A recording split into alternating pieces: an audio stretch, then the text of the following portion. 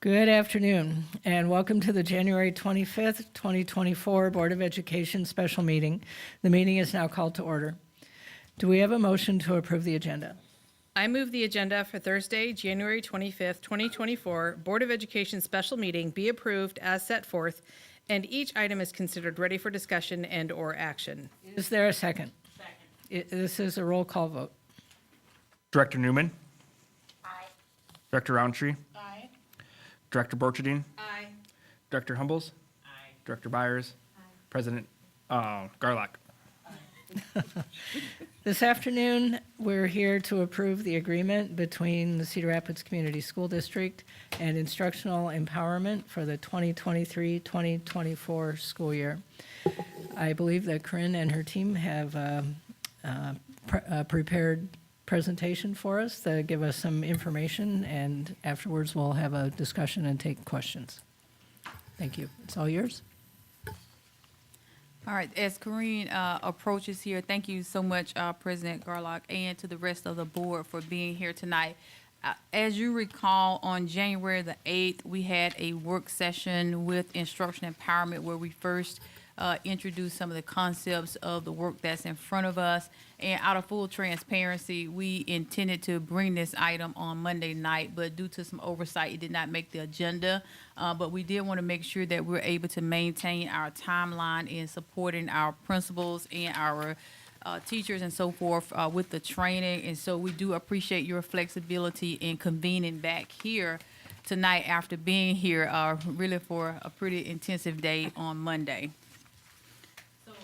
Is representing the Office of Academics here tonight. So if we can move over, first of all, I want to go back to a quote that we had here from one of our principals that was at our work session from CityView. And I really appreciate the board kind of putting some questions forward to the principals at that particular time. But he cited that CityView is excited to partner with Instructional Empowerment to assist our staff in creating more opportunities for productive struggle, meaning where they own their learning. This is an approach that encourages students to collaborate and take ownership of their learning. This framework aims to enhance student engagement in both their individual learning journeys and community building activities. So we won't read all the quotes, but I just wanted to put voice into the room. We also highlighted, again, just want to be able to draw ties back to our priorities here of college and career connected learning, high quality core instruction, and curricular alignment. As an organization, we are committed to empowering every learner to become future ready. Our ultimate goal is to simply graduate students who are equipped with more than just a diploma. To achieve this, our Office of Academics, they have adopted an instructional model that we're looking to align our curriculum across our PK-12 campuses with rigorous standards and curriculum and assessment. So just to kind of ground us in what we believe this work will do for us, this is our theory of action around this work. We do believe that with proper coaching and support, that district and building leaders can become stronger instructional leaders. Investing in development and growth opportunities will significantly boost teacher efficacy. We talk a lot about our teachers are working so hard. They're trying to make sure that they're feeling confident in their work and that they're able to manage their classrooms. The result will be an overall improvement in student achievement in narrowing our academic gaps and creating a safe and secure learning environment for both students and staff. And ultimately, it will lead to more students graduating with a high school diploma in addition to earning college credit and career certifications.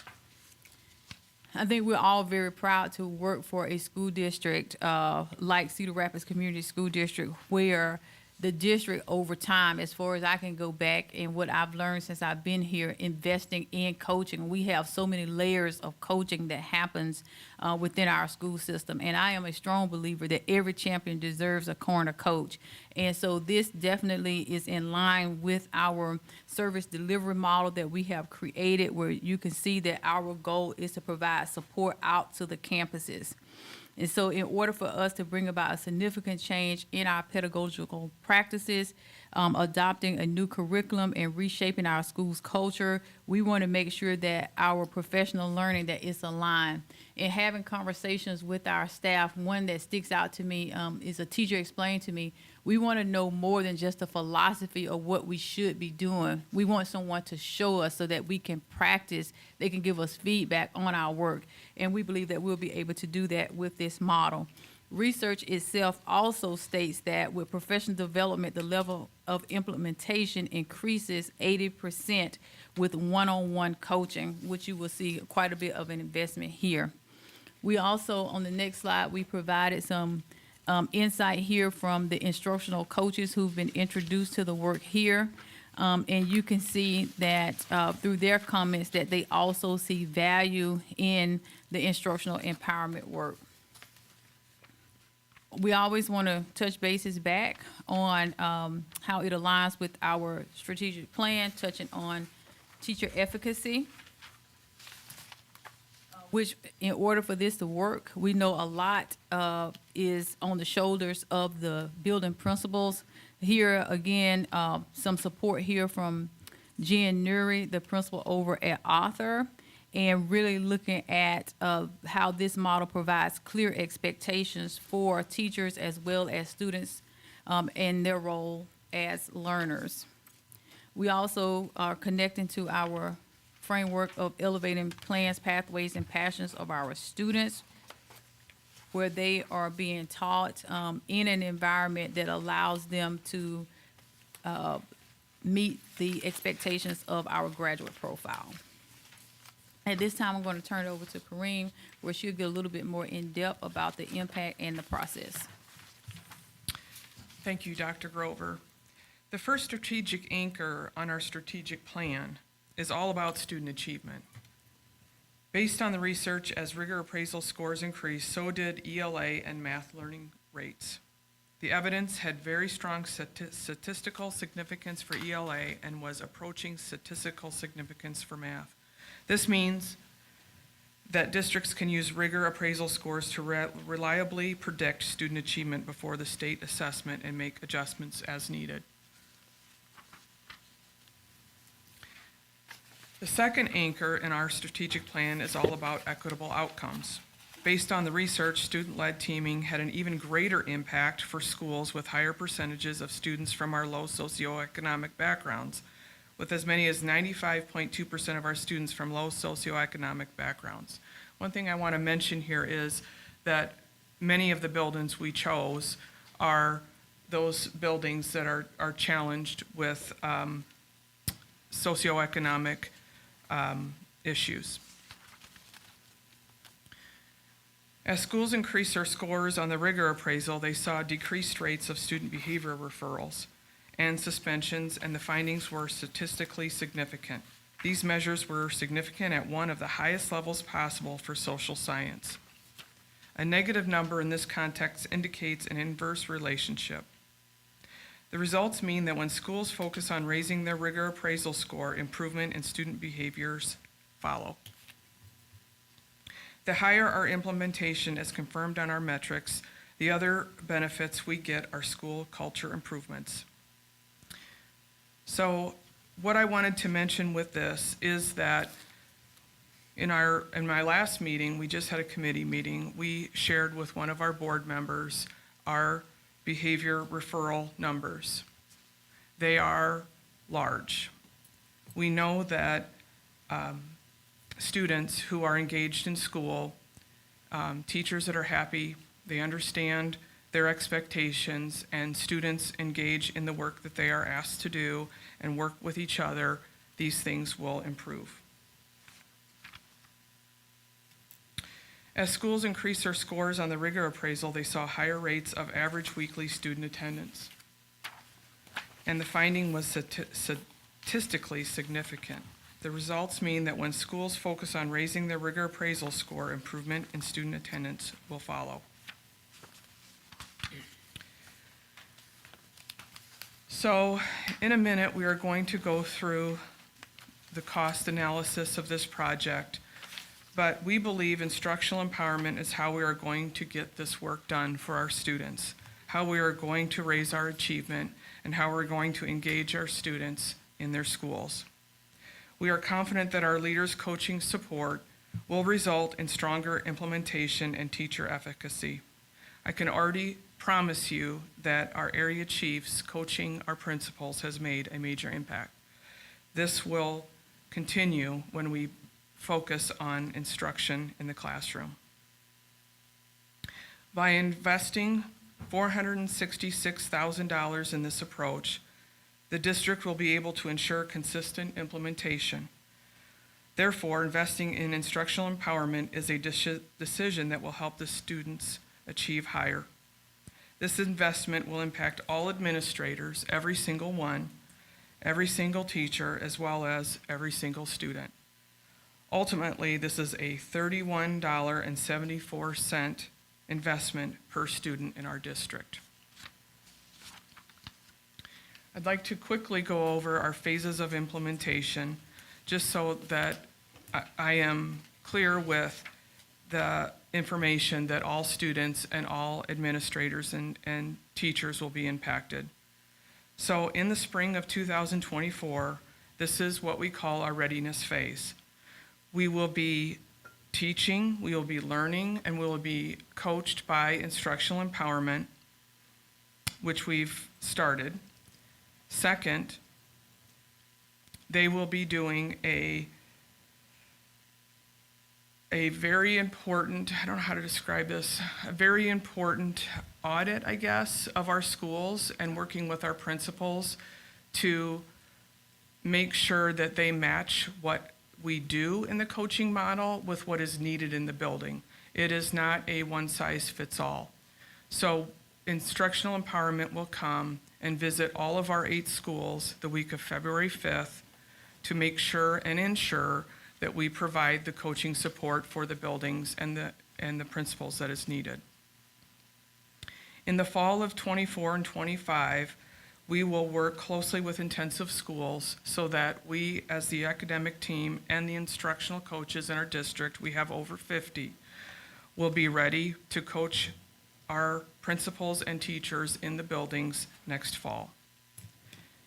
In 25 and 26, we will have schools in the sustaining phase, which means we will be in buildings, coaching new buildings, and we will be checking in with buildings that are in place.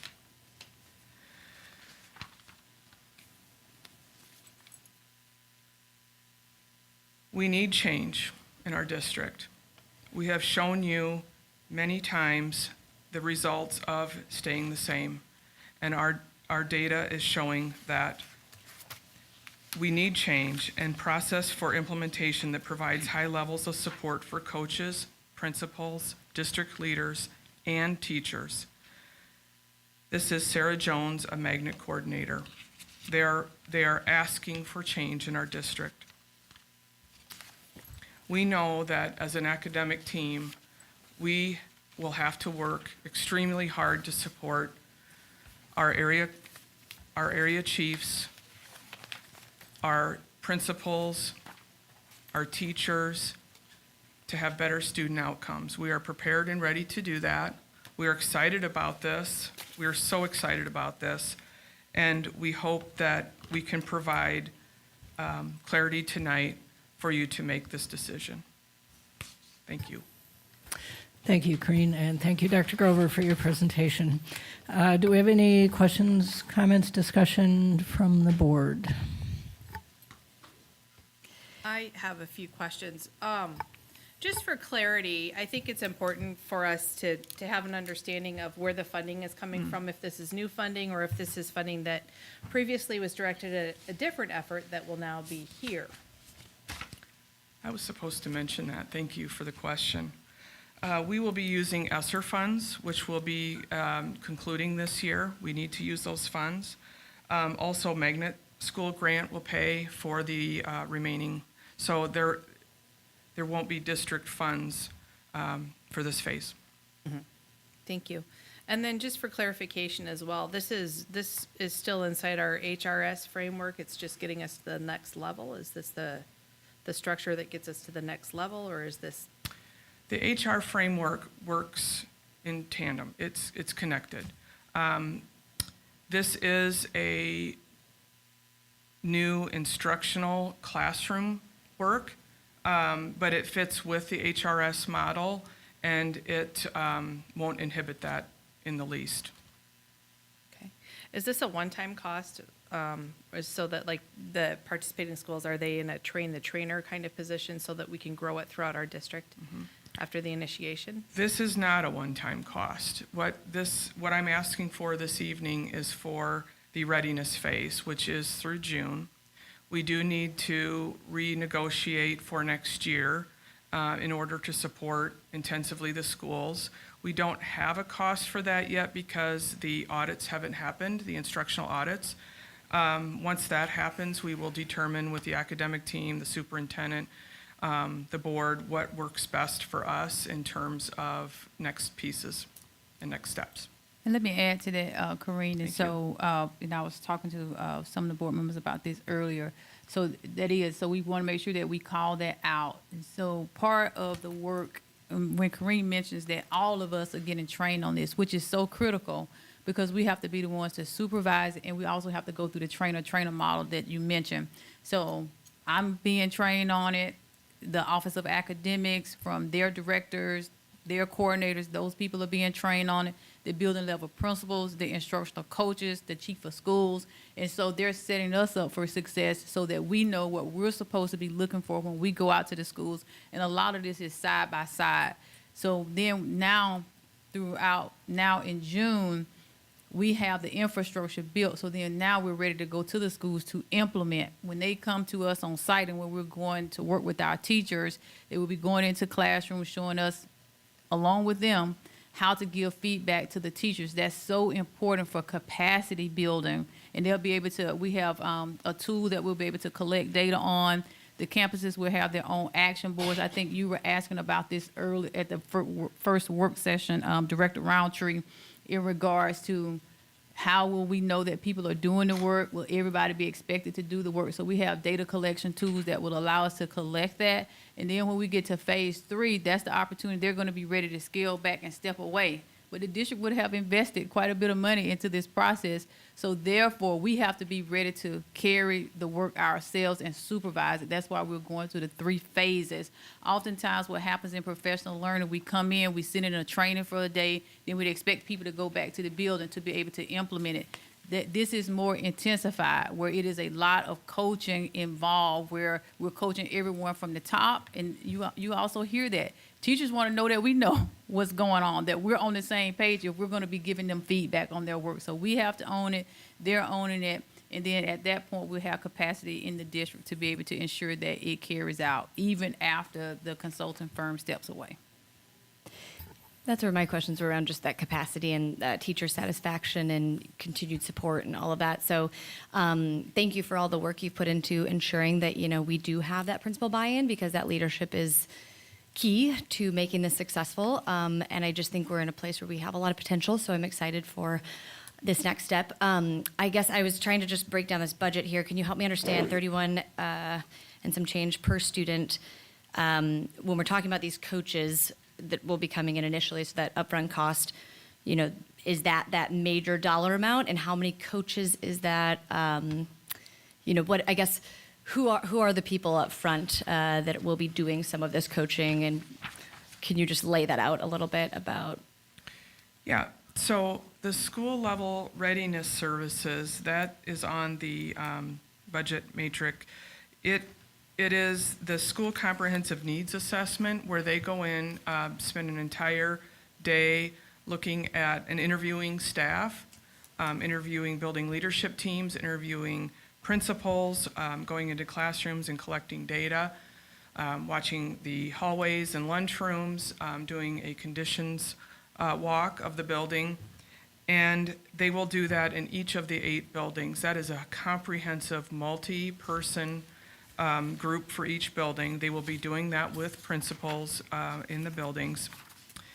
We will also, as the academic team, be looking at how they're collecting that data and learning from that process.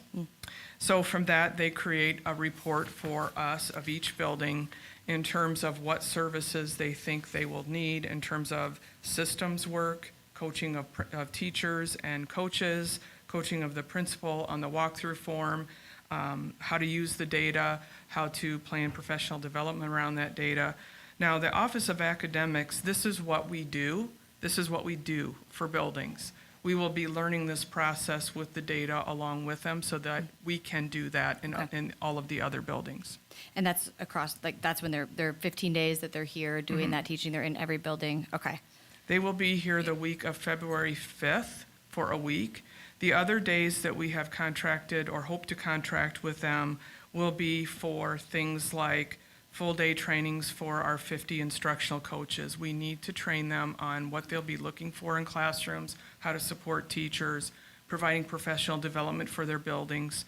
They will also be providing, some of those days are for learning of our principals, how to support teachers, how to plan professional development, what you're looking for when you go into a classroom. The first 4 questions of the tool for collection of data, it is there a learning target? Is it at grade level? How to demonstrate the DOK level? Is it rigorous enough? Does it connect to the learning of what's happening on the student's desk? It's a triangle effect. Why is that important? Because teacher clarity is a high achievement mark, right? So if teachers are clear about what they're teaching, if students are meeting that DOK level and learning at rigorous levels, they will learn higher. The gap will become smaller. The problem we have in many of the classrooms, not all, but many of the classrooms that we have visited as an administrative group, there's sometimes a disconnect between the level of the learning target and what students are being asked to do at their desk. Oftentimes, we don't know how to put them into groups. That will be part of the learning with the coaching, is how to organize a classroom in teams so that it's not just collaborative, but it's actually teamwork, where we can lower the achievement gap. Great. Yeah. Verify, that's 8 schools, not all schools. No, 8 schools, but we will be coaching all the rest Okay, of them. okay. So we will And- have intense coaching and intense work with instructional empowerment in 8 schools. Next year, it's going to be 7, because remember, Arthur and Garfield are coming together, so Trailside. So sometimes you'll see 7 and 8 in some of the documents, but it's because we're combining those 2 schools. So could you identify the schools so the public knows what schools that we're starting with? I think that would be helpful. And it's also on page, the second part back there, Corinne. Okay, it is Johnson STEAM Academy, Taft Middle School, Cedar River Academy at Taylor, Wilson Middle School, Trailside Elementary School, McKinley STEAM Academy, City View Community High School, and Roosevelt Creative Corridor Business Academy. So I like that district money isn't, well, I like that this price for this spring of 2024, this 466 is coming out of ESSER dollars and magnet dollars. Do you know what the ESSER dollars were originally designated for or are currently being used for? That's a great question. So each building had a budget of ESSER dollars, and several months ago, there was a deadline of using those ESSER dollars. This is what is left from the district funds for ESSER that was either brought back from buildings because they didn't use that or was left after all expenses were paid. Okay, so that's important to know, that we're not suddenly going to have an unfunded program or position. I think that's important to know. Right. So I like that the first phase is paid for, but we don't have any idea on the price for the implementation phase or the implementation and sustainability phase. I don't have exact numbers, but because it depends on how much coaching we ask for and what we receive, and how much the academic team and the building level coaches we can train up before next year to do some of that work. So I'm not sure. what exactly it would be. I do know that we are looking at budgets right now under the Office of Academics to make room for this because it's so important to what we want to do and what we need to do for our kids. I guess it's good to point out too, with the magnet school, I think we're on the 5-year funding model with the magnet school, so we'll still have those dollars available to us. We also have our instructional support levy that's available to us. And so, and Karina's exactly right. And as we know, part of the reason we wanted to adopt a strategic plan earlier is because we want to be able to align our resources to our priorities. And Karina, Carl and I, we just met earlier today. A lot of in-depth work to go in to look at where we're currently funding priorities in the district and how does that align to the work now that the board has directed us through our strategic plan. And so we feel confident that we'll be able to bring back, but we also don't want to purchase or overcommit until we actually get out into the schools and start doing some of the audits. So I think it's a very fair question, and the transparency is that this is phase 1 and we do have a phase 2, and we'll be able to bring that back in a timely fashion to the board so that you will know how we plan to address the instructional practice at the campus, but moreover to be able to fund it. So thank you for prompting that in advance. Right now, we're starting with 8 schools, and next year it'll be 7. When is the plan to expand that into some of the other schools? Is there a Yeah, timeline? I love that question. Next year, all principals will be trained in this. All instructional coaches in every building will be trained in this. We will start this work in every building next year. Okay. The intensive coaching are for those 8. The instructional coaches and the academic team will start the work in those other schools. And then as we complete phase 1, if we feel the need to start a phase 2 with instructional empowerment and coaching for those schools at intense level, that we would bring that back to the board. Okay. Thank you. Other questions, discussion? I appreciate the presentation. I think we've made student outcomes a high priority, and improving our student outcomes, I think this shows our commitment to doing that, to providing the support and the structure that our staff needs to achieve those goals. We've set some high goals, and this just shows our commitment to our staff. It's a big number, no doubt about it. It's a big number, and so I appreciate everyone taking the time to make sure we all understand what we're getting for that amount of money. I appreciate you breaking it down to cost per student. When you look at it as $31 investment in each student, it's like, well, why wouldn't we? So I appreciate all the work you've done. Do we have any further questions, comments? Excuse me. Do we have a motion to approve the agreement between Cedar Rapids Community School District and Instructional Empowerment for the 2023-24 school year? So moved. Second? Second. This is a roll call vote. Director Newman, Aye. Director Roundtree, Aye. Director Borcherdine, Aye. Director Humbles, Aye. Director Myers, President Garlock. Is there a motion to adjourn the Board of Education special meeting? So moved. Is there a second? Second. All those in favor signify by saying aye. Aye. Those opposed, same sign. We are officially adjourned at 4:43 p.m.